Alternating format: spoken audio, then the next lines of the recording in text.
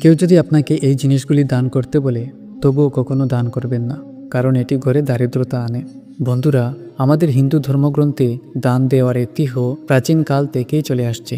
দানের গুরুত্ব সম্পর্কে ধর্মীয় শাস্ত্রে বলা হয়েছে যে একজন ব্যক্তির তার সামর্থ্য এবং কষ্টার্জিত অর্থের 10 দান করা উচিত। দান করার মাধ্যমে একজন ব্যক্তির খারাপ কাজ ধ্বংস হয় এবং তার পুণ্যকর্ম বৃদ্ধি পায়। শুধু তাই নয়, দান করলে পূর্বজন্মের পাপও মুছে যায়। শাস্ত্র অনুসারে দানের পুণ্যফল কেবল দানকারী ব্যক্তিই নয়, তার পরিবার এবং সন্তানরাও লাভ করে। তবে দান করার আগে অবশ্যই এর সাথে সম্পর্কিত নিয়মগুলি জেনে নিন। ধর্মগ্রন্থে এমন কিছু বিষয় উল্লেখ করা হয়েছে এভাবে জিনিস দান করা শুভ নয়। এই জিনিস দান করলে আপনাকে দরিদ্র করে তুলতে পারে, তাই জেনে নিন কোন জিনিস দান করা উচিত নয়। নাম্বার 1, ধারালো জিনিস কখনোই দান করা উচিত নয়। কেউ যদি আপনাকে তা করতে বলে তবুও এই জিনিসগুলি দান করবেন না। এর মধ্যে রয়েছে কাঁচি, ছুরি, লোহার যে কোনো ধারালো জিনিস। জ্যোতিষশাস্ত্র অনুসারে এই জিনিসগুলি দান করলে আপনার জীবনে অশান্তি দেখা দিতে পারে। নাম্বার 2, কখনো নিজের হাতের ঘড়ি কাউকে দান করবেন না। মনে রাখবেন, এটি করলে আপনার সমস্যা আরও বাড়তে পারে। আর্থিক সমস্যার পাশাপাশি আপনার জীবনে স্বাস্থ্যগত সমস্যাও দেখা দিতে পারে। অতএব নিজের ঘড়ি কখনোই অন্য কাউকে পড়তে দেওয়া উচিত নয়, যেহেতু একটি ঘড়ি একজন ব্যক্তির জীবনে ভালো মন্দ সময়ের সাথে সম্পর্কিত। নম্বর 3, কখনোই গরিব ব্যক্তিকে বাসি খাবার দান করবেন না। এটি করলে আপনার পরিবারের সদস্যের স্বাস্থ্যের ক্ষতি হতে পারে।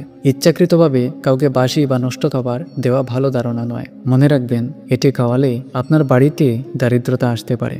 বাসি খাবার দান করলে ঘরে অসুস্থতা ফিরে আসে এবং জীবনে বিপর্যয় ডেকে আনে। তাই কাউকে সেই খাবার খাওয়ান যা আপনি নিজে খেতে পারেন। নম্বর 4, ভুল করেও ঝাড়ু দান করবেন না। হিন্দু ধর্মে ঝাড়ুকে দেবী লক্ষ্মীর প্রতীক মনে করা হয়। এই কারণেই ভুল করে ঝাড়ুতে পা রাখলে সর্বদা ক্ষমা চাইতে হয়। এর পাশাপাশি ঝাড়ুটি আলাদা জায়গায় লুকিয়ে রাখা হয়। ভুল করেও কখনো ঝাড়ু দান করা উচিত নয়। এর ফলে দেবী লক্ষ্মী রুষ্ট হন। এতে ঘরের আশীর্বাদ কেড়ে নেওয়া হয় এবং ঘরে দুঃখ ও আর্থিক সংকট দেখা দেয়। নম্বর 5, দুধ এবং দই দান করবেন না। শাস্ত্র অনুসারে সন্ধ্যাবেলায় দুধ এবং দই দান করা অশুভ বলে মনে করা হয়। দুধ এবং দই সাদা রঙের হয়। এগুলো চাঁদের সাথে সম্পর্কিত। সূর্যাস্তের পরে দুধ এবং দই দান করলে ঘর থেকে সুখ এবং সমৃদ্ধি নষ্ট হয়। দুধ দেবী লক্ষ্মীর সাথেও সম্পর্কিত। সেই কারণেই সূর্যাস্তের পরে কাউকে দুধ দই দিলে বাড়ির আর্থিক অবস্থা খারাপ হয় এবং ঘরে দারিদ্রতা আসে। নম্বর 6, শাস্ত্র অনুসারে সরিষার তেল দান করা শুভ বলে মনে করা হয়, কিন্তু কিছু লোক ব্যবহৃত তেলও দান করে। এটি করলে আপনি পাপের অংশীদার হতে পারেন। কখনো ব্যবহৃত তেল দান করা উচিত নয়, কারণ এতে শনিদেব রুষ্ট হন।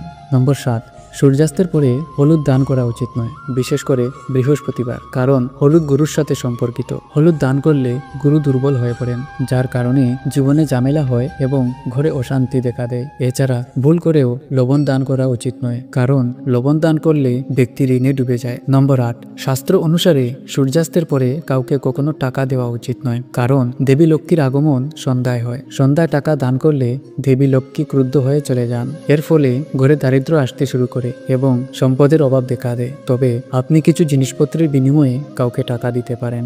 নম্বর 9, জ্যোতিষ শাস্ত্রে বলা হয়েছে যে প্লাস্টিক, স্টিল, কাঁচ এবং অ্যালুমিনিয়াম বা এগুলো দিয়ে তৈরি বাসনপত্র কখনোই দান করা উচিত নয়। এটি করা অশুভ বলে বিবেচিত হয়। এই দান আপনার ব্যবসায় ক্ষতির কারণ হতে পারে এবং আপনার পরিবারের শান্তি ও সুখ নষ্ট করতে পারে।